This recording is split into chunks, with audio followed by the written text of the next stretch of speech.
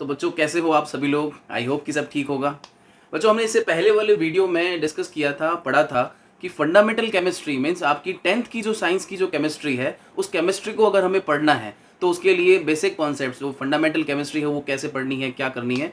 तो बच्चों आपको मैंने बताया था कि जो 3 पॉइंट थे, element table, then valency table, then chemical formula formation, ये अगर आपने सीख लिया तो आपकी केमिस्ट्री जो है वो आपकी मुट्ठी में है। और चैप्टर 3 और 4 फ्रॉम 9th क्लास आप लोगों ने सीखा था कि ये चीज़ें वहाँ से हमने ली थी और आप आई होप कि आपने प्रैक्टिस कर ली होगी। मतलब केमिकल फॉर्मूलाज कैसे बनते हैं, वैलेंसीज क्या होती हैं, एलिमेंट्स के सिंबल्स क्या होते हैं, क्योंकि पूरी केमिस्ट्री में मैं आपको बता रहा हूँ, पूरी केमिस्ट्री में होलसेल में इक्वेशंस हैं, होलसेल में फॉर्मूलाज हैं, इतनी सारी चीज़ें हैं कि आप पहले ही जो है वो डर जाएंगे।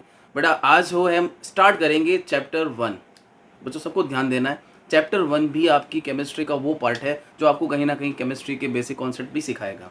और मैंने क्या कहा था कि केमिस्ट्री का चैप्टर 1 जो है, अगर उसी में तुम डर जाओगे, उसी में तुम्हें ऐसा लगेगा कि यार ये इतनी सारी रिएक्शंस आ गई, इक्वेशंस आ गई हैं, तो आगे के चैप्टर्स में यही इक्वेशंस, यही रिएक्शंस आपको फिर डराएंगी।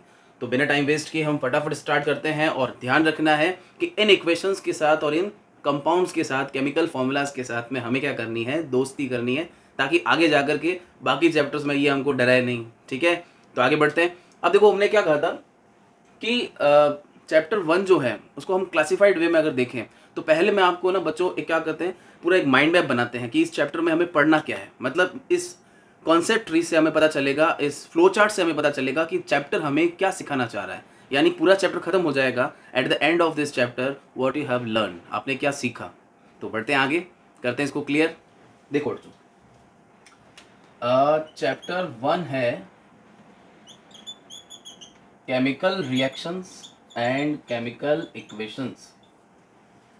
Chapter is about chemical reactions and chemical equations, है ना। तो इस चैप्टर को डिवाइड कैसे करेंगे, तो नाम से ही पता चल रहा है कि यहाँ पर हमें दो टाइप के चेंजेस मिलेंगे। मतलब आपने इससे प्रीवियस क्लास में पढ़ रखा है कि चेंजेस दो टाइप के होते हैं, एक होते हैं फिजिकल चेंज और एक होते हैं केमिकल चेंज। अब फिजिकल चेंज का मतलब क्या होता है, what is mean by physical change and what is mean by chemical change.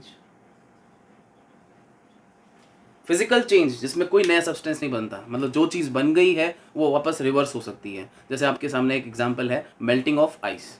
बर्फ एक बार पिघल गया तो पिघलने के बाद फिर से उसको फ्रीज में रख दो आप, फिर से क्या हो जाएगा, वो जम करके फ्रीज होकर के बर्फ बन जाएगा। मतलब बर्फ पानी बन गया तो पानी से बर्फ बन जाएगी। अगर कोई वैक्स मेल्ट हो गया तो फिर से वो क्या हो जाएगा, वैक्स बन जाएगा। तो कहने का मतलब फिजिकल चेंज वो है जिनमें फिजिकल प्रॉपर्टीज चेंज होती है, मतलब उनकी फिजिकल अपीयरेंस चेंज होती है, उनके केमिकल फॉर्मेशंस में कोई प्रॉब्लम नहीं आती, कोई चेंजेस नहीं आते हैं। बट केमिकल चेंजेस में क्या होता है, केमिकल चेंजेस में जो आपके उसमें न्यू सब्सटेंस का फॉर्मेशन हो जाता है जो रिवर्सेबल नहीं होता, यानी कि वापस पीछे की तरफ नहीं आ सकता। जैसे burning of paper, cooking, ripening of fruit, मतलब कि पेपर का जलना, फलों का पकना, खाना का बनना। जैसे आलू एक बार उबल गया तो ये आलू वापस कच्चा थोड़ा ना हो सकता है, जैसा है वो हो गया है। तो केमिकल चेंजेस में नए सब्सटेंस का फॉर्मेशन होता है, पुरानी चीज़ गायब, उसका कोई सर्वाइवल नहीं रहता। अब वो चीज़ हट चुकी है, अब नई चीज़ आ चुकी है, केमिकल प्रॉपर्टीज चेंज हो चुकी हैं। तो दो टाइप के जो चेंजेस हैं उनमें फिजिकल तो ठीक है, इसके हमने एग्जांपल्स देख लिए, हो गया है। बट आपका चैप्टर केमिकल रिएक्शंस का है, इसका मतलब केमिकल चेंज में ये तो पक्का है कि केमिकल रिएक्शंस होनी है। और केमिकल रिएक्शंस होनी है तो वहाँ पर केमिकल इक्वेशंस भी होंगी और रिएक्शंस भी होंगी। तो अब ये चैप्टर हमें क्या सिखाएगा, पहले तो मैं आपको उसके बारे में बता दूं। तो चैप्टर के दो पार्ट में, फर्स्ट पार्ट आपको इक्वेशंस को लेकर के बात करेगा और दूसरा पार्ट में आप देखोगे कि रिएक्शंस जो हैं उनको लेकर कौन कौन से पॉइंट्स हैं। केमिकल इक्वेशंस की बात करें तो आपको सबसे पहले बताएंगे फॉर्मेट। यानी इस चैप्टर में सबसे पहले आपको ये सीखना है कि केमिकल रिएक्शंस के, केमिकल इक्वेशंस के फॉर्मेट क्या होते हैं। फॉर्मेट का मतलब क्या हो गया कि उसमें रिएक्शंस हो रही हैं तो केमिकल इक्वेशंस को जब लिखते हैं तो उसमें क्या होगा, कैसे होगा। फॉर्मेट के साथ में जो पॉइंट्स ऐड होते हैं उसमें फर्स्ट पॉइंट है उसको डिफाइन करना, सेकेंड पॉइंट है उसका एक स्केलेटल फॉर्मेट बताना देन उसके बाद में उसकी बैलेंसिंग के बारे में बात करना। यानी केमिकल इक्वेशंस को हम बैलेंस करेंगे तो बैलेंसिंग ऑफ केमिकल इक्वेशन। तो फॉर्मेट के साथ में ये चीज़ आ जाएगी। और फाइनली यहाँ पर इस पोर्शन में आपको इक्वेशन का प्रॉपर नॉलेज हो जाएगा। जो आप देखते हो ना कई बार बड़ी बड़ी इक्वेशंस बनती हैं, या फिर कोई किससे रिएक्ट करके कुछ बना रहा होता है, हमसे वो प्रॉब्लम करता है, क्योंकि इक्वेशन बननी होती है। तो इक्वेशन बनने टाइम में हमें प्रॉब्लम क्या आती है कि सर ये फॉर्मूला कैसे बन गया, ये मैग्नीशियम फॉर्मेट मतलब मैग्नीशियम का फॉर्मेट कहाँ से आया, मैग्नीशियम हाइड्रोक्साइड कैसे बन गया, या फिर इसका फॉर्मूले में हाइड्रोक्साइड में ट्वाइस क्यों आया, किसी में थ्राइस आया। सारी बातें अपने को क्लियर हो जाएगी इस वाले पार्ट में।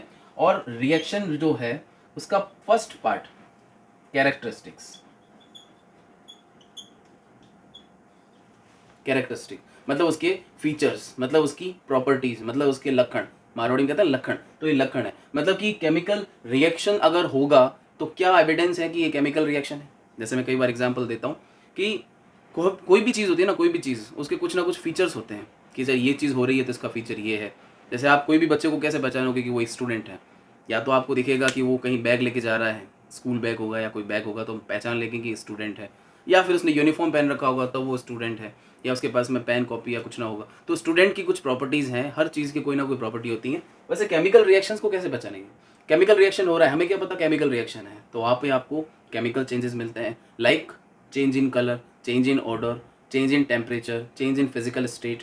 देन उसके बाद एवोल्यूशन ऑफ गैस, गैस जो है उसमें निकल रही है, तब भी हम क्या मानेंगे कि ये केमिकल रिएक्शन है। तो कैरेक्टरिस्टिक सारे सारे पढ़ने हैं हमें। नंबर 2 पे आपके आएगा टाइप्स ऑफ रिएक्शंस, जो कि है 12 टाइप की। यानी बच्चों 12 टाइप की केमिकल रिएक्शंस पढ़नी है। बुक के अंदर प्रॉपर तरीके से क्लासिफाइड नहीं है।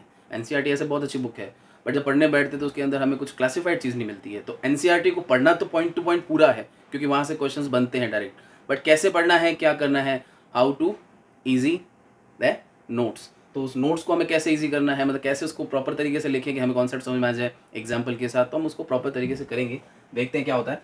तो types of chemical reactions total कितनी है, 12। और ये 12 टाइप की रिएक्शंस को हमें स्टडी करना है। कोई कॉम्बिनेशन है, कॉम्बिनेशन भी कह सकते हैं, डिकम्पोजिशन कह सकते हैं, डिस्प्लेसमेंट है, डबल डिस्प्लेसमेंट है, रेंसिडिटी है, प्रेसिपिटेशन है, कोरोजन है, एंडोथर्मिक, एक्सोथर्मिक, बहुत सारी ऐसे रिएक्शंस हैं जिन्हें हमें स्टडी करना है।